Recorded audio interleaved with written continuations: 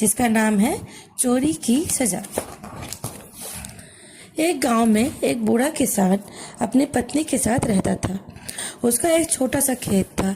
उस खेत में ही कुछ सब्जियां बोकर उन्हें बेचकर किसान अपना व अपनी पत्नी का गुजारा करता था। एक बार किसान ने सोचा कि इस बार वो पूरे खेत में शलगम बोएगा।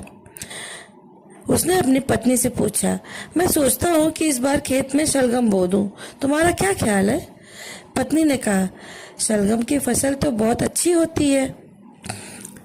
अब तब तो हम आराम से रह सकेंगे, वरना भोजन के भी लाले पड़ जाएंगे। मैं फसल को समय पर पानी दूंगा, खूब देखभाल करूंगा, तो फसल जरूर ही अच्छी होगी, किसान ने कहा। फिर किसान ने अपनी फसल खेतों में बो दी। किसान की किस्मत अच्छी थी कि इस बार शलगम की फसल बहुत अच्छी हुई। एक दिन बूढ़ा किसान खेत पर गया तो वह देखकर हैरान रह गया कि खेत में जगह जगह शलगम के टुकड़े पड़े हुए हैं। उसने झुककर देखा कि ढेरों शलगम फैली पड़ी हैं, परंतु सभी के छोटे छोटे टुकड़े बचे हैं। किसान की समझ में नहीं आ रहा था कि यह कैसे हो सकता है। वह सोचने लगा कि यदि कोई आदमी शलगम चुराता तो वह पूरा ही उठा कर ले जाता। शलगम के टुकड़े करके तो किसी ने मेरा नुकसान करने की कोशिश की है। यह काम जरूर किसी दुश्मन का है। यह सोचते सोचते वह घर पहुंच गया और अपनी पत्नी से बोला, मेरी समझ में नहीं आ रहा है कि हमारी दुश्मनी किससे है। उसकी पत्नी बोली, हमारी दुश्मनी तो किसी से नहीं, जरा खुलकर बताओ क्या बात है। किसान बोला, किसी ने हमारा नुकसान करने की कोशिश की है। अपने खेत में ढेरों शलगम के टुकड़े पड़े हुए हैं। अगर कोई चुराता तो शलगम ही निकाल कर ले जाता।